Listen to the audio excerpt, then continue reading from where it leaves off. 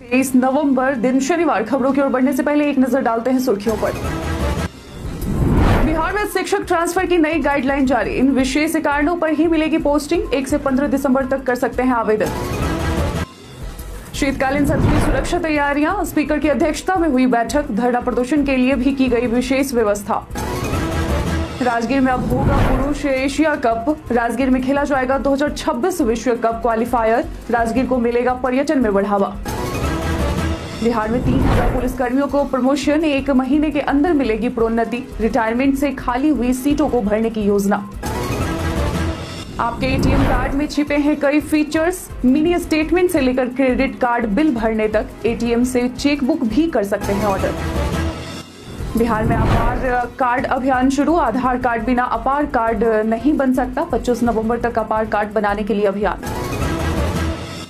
बुमराह की बेजोड़ गेंदबाजी से फायदा। ऑस्ट्रेलिया के महज 67 पर गिरे 7 विकेट। दूसरे दिन की शुरुआत सुबह 7:50 से। इंडिया लिमिटेड सेल ने दुर्गापुर स्टील प्लांट डीएसपी में नर्स एफिशिएंसी ट्रेनी के पदों पर भर्ती निकाली है। यह भर्ती विभिन्न विभागों जैसे आईसीयू, मेडिसिन, सर्जरी, बाल चिकित्सा, ऑर्थोपेडिक्स, कोविड और अन्य संबंधित क्षेत्रों के लिए है। उम्मीदवारों को बीएससी नर्सिंग या जीएनएम डिप्लोमा के साथ मान्यता प्राप्त संस्थान से शिक्षा प्राप्त होनी चाहिए और संबंधित नर्सिंग काउंसिल से रजिस्ट्रेशन सर्टिफिकेट होना चाहिए। चयन इंटरव्यू के आधार पर होगा जो 3 से 5 दिसंबर तक आयोजित किया जाएगा। चयनित उम्मीदवारों को 10,000 रुपए स्टाइपेंड और 7,020 रुपए नॉलेज इनहेंसमेंट अलाउंस मिलेगा। उम्मीदवार सेल की ऑफिशियल वेबसाइट sale.co.in पर जाकर आवेदन कर सकते हैं।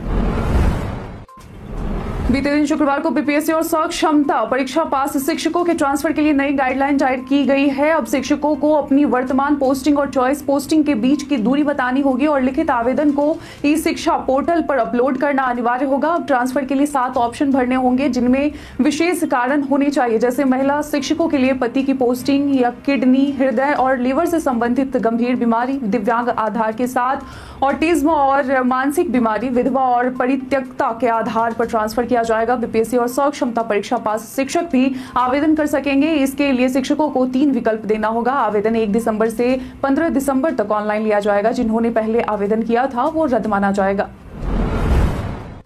बिहार पर्यटन में आज हम बात करेंगे गया के प्रेतशिला पर्वत के बारे में। प्रेतशिला पर्वत का धार्मिक महत्व अत्यधिक है, जहां पिंडदान और श्राद्ध कर्म से अकाल मृत्यु के कारण प्रेत योनि में भटकते प्राणियों को मुक्ति मिलती है। यहाँ देश ही नहीं बल्कि विदेश से भी लोग अपने पूर्वजों का पिंडदान करने आते हैं। यह पर्वत वायु पुराण में वर्णित है और गया के उत्तर पश्चिम में स्थित है। श्रद्धालु यहाँ 400 सीढ़ियां चढ़कर ऊपर पर्वत पर पिंडदान करते हैं और यदि चढ़ाई संभव न हो तो नीचे स्थित तालाब या शिव मंदिर में श्राद्ध करते हैं। प्रेतशिला पर्वत पर ब्रह्मकुंड में स्नान करने के बाद पिंडदान किया जाता है, जिससे पितरों को शांति मिलती है। यहाँ श्री राम, लक्ष्मण और सीता माँ का भी संबंध जुड़ा हुआ है। बिहार सरकार स्वास्थ्य सेवाओं को बेहतर बनाने के लिए लगातार प्रयास कर रही है। इस दिशा में पटना सहित 50 जगहों पर नए सामुदायिक स्वास्थ्य केंद्र यानी सीएचसी खोले जाएंगे। स्वास्थ्य मंत्री मंगल पांडे ने बताया कि हाजीपुर में 30 बेड वाला नया सीएचसी बनेगा, जबकि प्रखंड स्तर पर जहां भूमि उपलब्ध है वहां पर नए भवन बनाए जाएंगे। इन केंद्रों से लोगों को स्वास्थ्य सेवाएं सुलभ होंगी। पटना जिले में दानापुर, औरंगाबाद में कुटुंबा, बांका में बौंसी, अमरपुर कटोरिया, भागलपुर के नाथनगर, पीरपैंती, सुल्तानगंज, भोजपुर में संदेश, जगदीशपुर, दरभंगा में मनीगाछी, गया में डुमरिया, चाकंद, जमुई में झाझा, जहानाबाद में सिकरिया, घोस, कटिहार में अहमदाबाद में सीएचसी बनेगा, जिससे स्वास्थ्य सुविधाओं में सुधार होगा। बिहार विधानमंडल का शीतकालीन सत्र 25 नवंबर से शुरू होकर 29 नवंबर तक चलेगा। इस सत्र के दौरान कुल 5 बैठकें होंगी। बीते दिन स्पीकर नंद किशोर यादव की अध्यक्षता में एक उच्च स्तरीय बैठक हुई, जिसमें सत्र की सुरक्षा व्यवस्था और प्रशासनिक तैयारियों पर चर्चा की गई। बैठक में संसदीय कार्य मंत्री विजय कुमार चौधरी, बिहार के मुख्य सचिव और अन्य अधिकारी उपस्थित थे। सत्र के दौरान त्रिस्तरीय सुरक्षा व्यवस्था की जाएगी और धरना प्रदर्शन के लिए भी विशेष व्यवस्था की गई है। गर्दनीबाग में धरना स्थल बनाया गया है। इस सत्र में राज्य सरकार अनुपूरक बजट पेश करेगी और विपक्ष विभिन्न मुद्दों पर सरकार को घेरने की कोशिश करेगा। गया के इमामगंज और बेलागंज विधानसभा की सीटों की मतगणना के लिए गया कॉलेज के मानविकी भवन में विशेष केंद्र बनाया गया है। यहां 28 टेबल और 11 राउंड में मतगणना आज की जाएगी। जिलाधिकारी डॉक्टर त्यागराजन एसएम ने मतगणना की पूरी तैयारी की समीक्षा की और सुरक्षा के कड़े इंतजाम किए गए हैं। बेलागंज में आरजेडी के विश्वनाथ यादव और जदयू की मनोरमा देवी के बीच मुकाबला है, जबकि इमामगंज में केंद्रीय मंत्री जीतन राम मांझी की बहू दीपा मांझी और राजद के रोशन मांझी के बीच टक्कर है। महिला एशियाई चैंपियंस ट्रॉफी की सफलता के बाद बिहार राज्य खेल प्राधिकरण पुरुष एशिया कप की मेजबानी के लिए तैयार है। बिहार के राजगीर में अगले साल 27 अगस्त से 7 सितंबर तक पुरुष एशिया कप हॉकी टूर्नामेंट का आयोजन किया जाएगा, जो 2026 विश्व कप का क्वालिफायर भी होगा। टूर्नामेंट में 8 देशों की टीमें भाग लेंगी, जिसमें पाकिस्तान की टीम की आने की उम्मीद है। इस टूर्नामेंट में विजेता को 2026 विश्व कप में सीधा प्रवेश मिलेगा। इससे राजगीर में पर्यटन और स्थानीय अर्थव्यवस्था को भी बढ़ावा मिलेगा। सुरक्षा व्यवस्था को लेकर भी सभी आवश्यक कदम उठाए जाएंगे।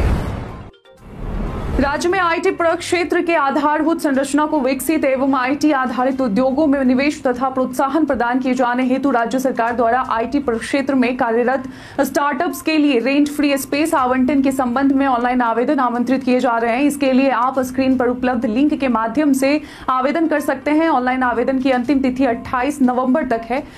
9वां तथा 13वां फ्लोर पर बिस्कोमान भवन में रेंट फ्री स्थल आवंटन किया जाएगा। एप्लीकेशन प्रोसेसिंग फी 2000 रुपए है, जिसे ऑनलाइन भुगतान करना होगा। एटीएम का उपयोग पैसे निकालने के अलावा कई अन्य कार्यों के लिए भी किया जा सकता है, जो अधिकांश लोग नहीं जानते हैं। आप एटीएम से मिनी स्टेटमेंट निकाल सकते हैं, जिसमें पिछले 10 ट्रांजैक्शंस की जानकारी होती है। इसके अलावा आप एटीएम से चेक बुक भी ऑर्डर कर सकते हैं। कुछ एटीएम में पैसे ट्रांसफर करने की सुविधा भी है, जिसमें अकाउंट नंबर और IFSC कोड की जरूरत होती है। इसके अलावा एटीएम से क्रेडिट कार्ड बिल भी भरा जा सकता है, लेकिन यह सुविधा केवल वीजा क्रेडिट कार्ड पर उपलब्ध है। सहरसा जिले के नवहट्टा प्रखंड के मुरादपुर गांव की अपूर्वा चौधरी ने प्रसिद्ध टीवी शो कौन बनेगा करोड़पति केबीसी में हॉट सीट पर बैठकर अपनी प्रतिभा का लोहा मनवाया। अपूर्वा ने 3,20,000 रुपए जीते और एक सवाल में गलती के कारण 6 लाख रुपए पर खेल खत्म किया। अपूर्वा ने BIT मिश्रा से MBA की पढ़ाई की और वर्तमान में एक HR कंपनी में कार्यरत हैं। उनकी शादी बैंक अधिकारी रोमित चौधरी से हुई है और वे अभी चेन्नई में रहती हैं। उनके परिवार और गाँव में इस सफलता पर खुशी का माहौल है। उन्होंने मुरादपुर और महिषी गाँव का नाम रोशन किया है। बिहार के सरकारी स्कूलों में करीब 25 लाख बच्चे ऐसे हैं जिनके आधार कार्ड नहीं बने हैं, जिससे उनकी अपार यानी स्वचालित अस्थायी शैक्षणिक रजिस्ट्री ID कार्ड बनाने में समस्या आ रही है। शिक्षा मंत्रालय ने वन नेशन वन ID योजना के तहत अपार कार्ड को अनिवार्य किया है। बच्चों के आधार कार्ड के बिना अपार कार्ड नहीं बन सकता। बिहार शिक्षा परियोजना परिषद ने 16 नवंबर से 25 नवंबर तक अपार कार्ड बनाने के लिए अभियान शुरू किया है, जिसका उद्देश्य बच्चों के शैक्षिक डेटा को एक डिजिटल ID के रूप में एकत्रित करना है।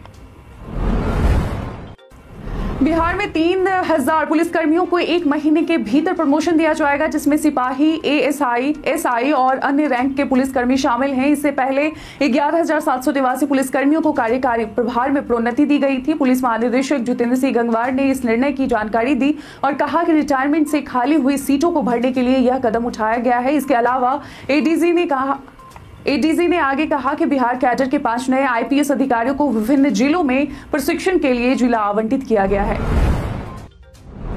पटना हाईकोर्ट में बिहार राज्य में मानसिक स्वास्थ्य और चिकित्सा सुविधाओं से संबंधित मामले पर सुनवाई 17 जनवरी 2025 को होगी। यह सुनवाई आकांक्षा मालवीय की जनहित याचिका पर बीते दिन हो रही थी, जिसमें बताया गया कि सारण प्रमंडल में कोई मेडिकल कॉलेज या मनोचिकित्सक नहीं है। कोर्ट को बताया गया कि राज्य में मानसिक स्वास्थ्य रिव्यू बोर्ड का गठन किया जा चुका है, लेकिन सारण प्रमंडल में यह बोर्ड अभी तक नहीं बना है। राज्य सरकार ने इस मुद्दे पर कार्रवाई की है, हालांकि फंड की उपलब्धता पर अभी काम किया जाना है। पहले बताया गया था कि बिहार ही एक ऐसा राज्य है जहां मानसिक रोग के अध्ययन और इलाज के लिए कोई कॉलेज नहीं है।